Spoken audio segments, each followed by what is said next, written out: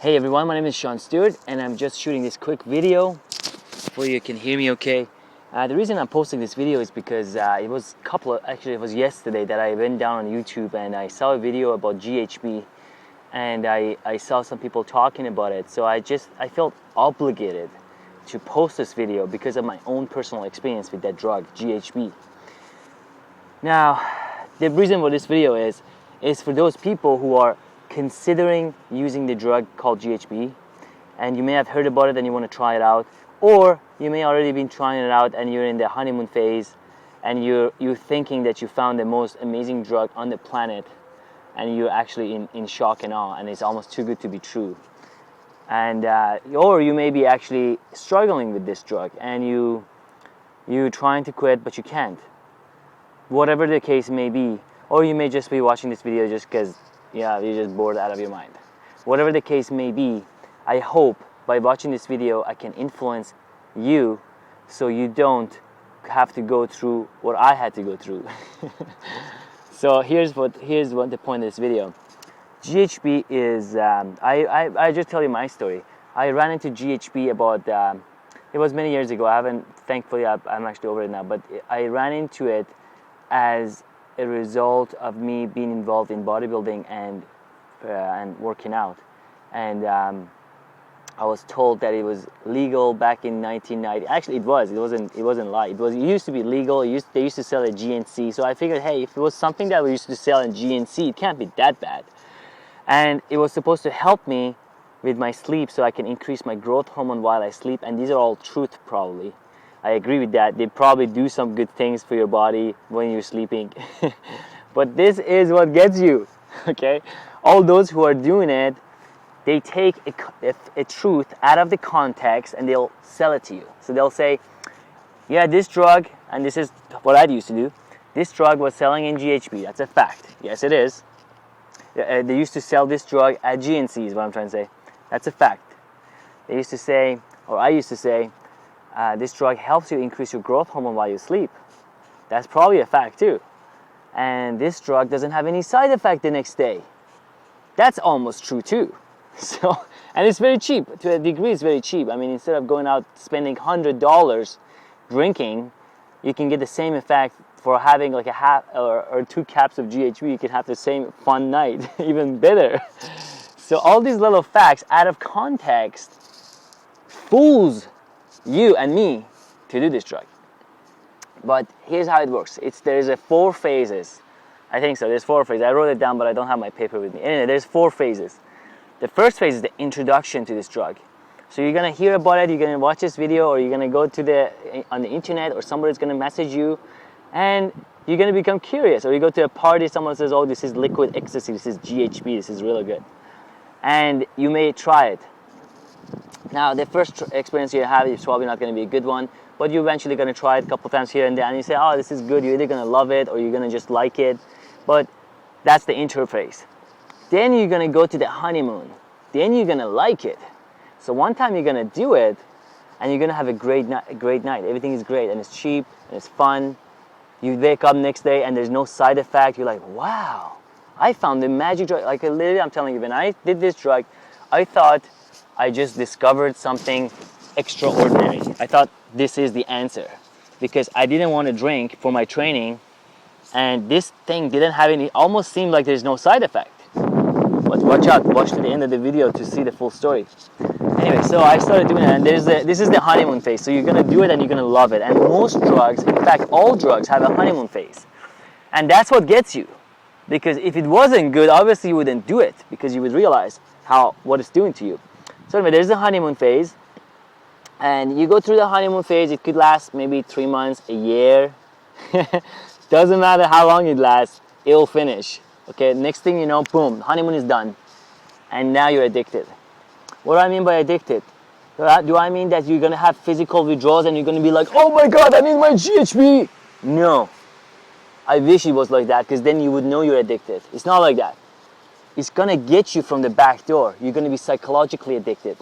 So if you find yourself saying things like, oh, I don't need this, I just do it for fun once in a while. Oh, I haven't done it for the past 3 months, so now I can do it. Oh, I only do it on the weekends. Oh, I only do it when I drink. Oh, I only do it when I smoke. Oh, I don't drink instead. All these excuses that you're finding yourself saying, that's a big red flag that you are addicted. And I was doing the same exact things. So I'm not preaching here. I'm just telling you my experience. And anyway, so after a while, I became addicted.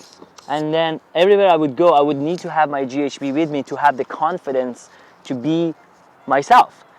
I'm telling you, I didn't have enough confidence to walk up to anybody. I didn't have the confidence to walk up to a group of girls, to talk to people at all, unless I had this drug. If I did take my drug, I was Superman, literally Superman. I could literally do anything I wanted. I would go to the bar, I felt like I have everything. I felt like Superman. And then you're addicted. Then you realize, then you're like, okay, maybe I should try to stop, or you may eventually run out of money. That's what happened with me. I wasn't gonna stop at all until literally I ran out of money. Like literally life became so bad that I couldn't even afford it. And my source was like moving and all these things were happening. So that's when I realized that, oh shit, I may be in trouble. But again, I wouldn't admit it to myself. I would always find an excuse. Oh no, this is just for fun. And here's my biggest excuse. If I don't do this, what do? I'll just get bored. Boredom was my biggest enemy. I hated being bored. So anyway, moving forward, the next phase after there's the intro, there's the honeymoon, there's addiction. The third phase is self-destruction. After about a year or so, and next thing you know, and believe me, it's gonna go so fast you won't believe it. You're gonna find yourself passing out very regularly. Okay, if you use GHB, this is a fact. I guarantee you, if you continue using GHB, sooner or later you're gonna find yourself in a hospital. I personally visited the hospital 7 times approximately. I had 7 times that I went to emergency room for various different reasons. Or somewhere around there. Maybe it was less, maybe it was more, I can't remember. But it was many times that I went to the hospital. And if you are using GHB, it's a fact. I knew a lot of friends of mine who were using also. They all had their car crashed. They all done. This is how the drug works. Because after a year or two, your body becomes so used to it that, let me just make sure that I can see, okay. After a year or two, your body becomes used to it, or something happens in your head that you feel like you can handle it, and you feel like you got control over it, but you don't. So you take certain amount, and next thing you know, you open your eyes and there's like 5 people trying to like help you, and you're passing out, or you have flashbacks of the night before, or you may find yourself in your car puked all over the place, or you may have shit yourself or peed yourself, or who knows what people have done to you. This is how fucked up this drug is. So I hope my sincerity comes through this video, because these are all the things that happened to me. And yeah. So anyway, so this is the self-destruction part. Now out of the self-destruction part, 2 things can happen. You're either gonna die, okay? You're either gonna die, or you're going to wake up. And thank God that's what happened to me. I nearly died many times. I nearly died, which I literally thought, this is it. I said goodbye to my mom and dad in the hospital. And thank God, due to whatever is out there, saved me. And I was reborn. So I moved away from the city that I was in. I cut off association with all my old friends, complete disconnect. And I started back in a new city with a new motivation. Now, those of you who are watching this video, I hope I inspired you with this video. Now there's 2 things can happen. You're either gonna watch this video and you're gonna laugh at it, and you're gonna say, oh well, this guy's probably crazy and I'm smarter than him and it's not gonna happen to me. And you know what, I hope you're right. I hope it doesn't happen to you. But my hallucination is, as Tony Robbins would say, is that the same thing can happen to you. Just like it has happened to me, just like it happened to all those people who were using, that they were my friends.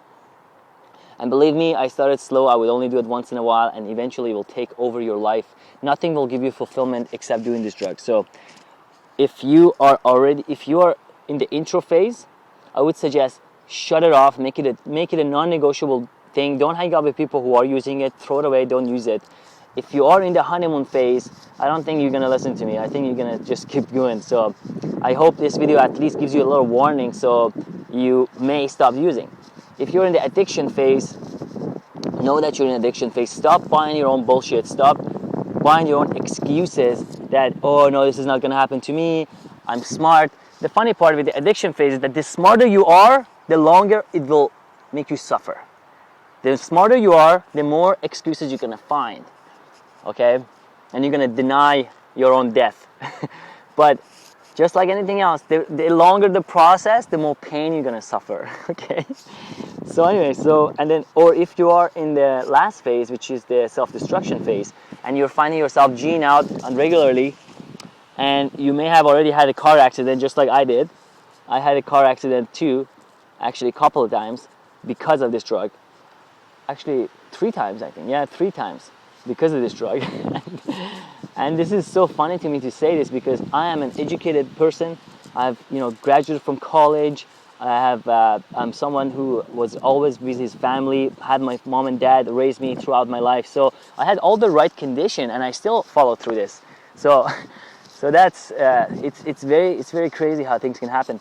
Anyway, so going back, or if you're in the self-destruction phase and you just want to get out and you just need some help, or if you perhaps know someone who needs help and that's why you're watching this video, I think if you would ask me what is the best way to quit this drug is through support of other people. And one of the best things that has happened to us human beings in this now day and age is the 12-step program. I know a lot of people who have recovered from various different conditions and disasters from 12-step program. From my own research, 12-step program is one of the most incredible tools for transformation in various addictions: sex addiction, drug addiction, alcohol addiction, obesity, food addiction, all the other stuff. But what happens with the 12-step program is that you are surrendering your own will to the will of higher power. You're surrendering yourself. So you're going to get to a point of your addiction where you just say, I have tried enough times to stop by myself, and you will fucking realize, forgive my language, it's because I have a strong emotion with that, because I had to go through that a lot and I kept thinking that I can do it myself, but I couldn't. So anyway, you come to a point where you realize that this has taken over you, and until you come to that point, nothing can help you. So 12-step program is one of the best ways to do this. Another suggestion is get a spiritual teacher, someone who can spiritually lift you, because once you work on your spirituality, you can tackle it from a different angle. But the only positive thing that came out of this drug for me in my life is that it made me extremely, or a lot more humble. I'm still have my arrogant side, but a lot more humble than I used to be. And it made me realize that maybe I don't know everything that I think I know. Maybe I'm still vulnerable. Maybe I was wrong all along. And that's about it. So I hope you found this video useful. And for those of you who are going to write funny comments, make fun of me, whatever, that's okay. I still love you, and God bless you. I hope you take my message, and I hope that you don't have to go through what I had to go through. And if you do have to go through what I had to go through, I hope you don't die, and I hope you you spiritually wake up and to find true love, true joy, true peace, which those drugs you will never find with those drugs. You may have sex a few times, or you may hook up with various different girls, you may get high a few times and have a good time, but you will wake up the next day feeling emptier than ever. You will wake up just like I did, with anxiety, worry, fear, and you're gonna end up broke. And you're gonna hurt your parents and your family, just like I did. Thank you for watching. Have a great day.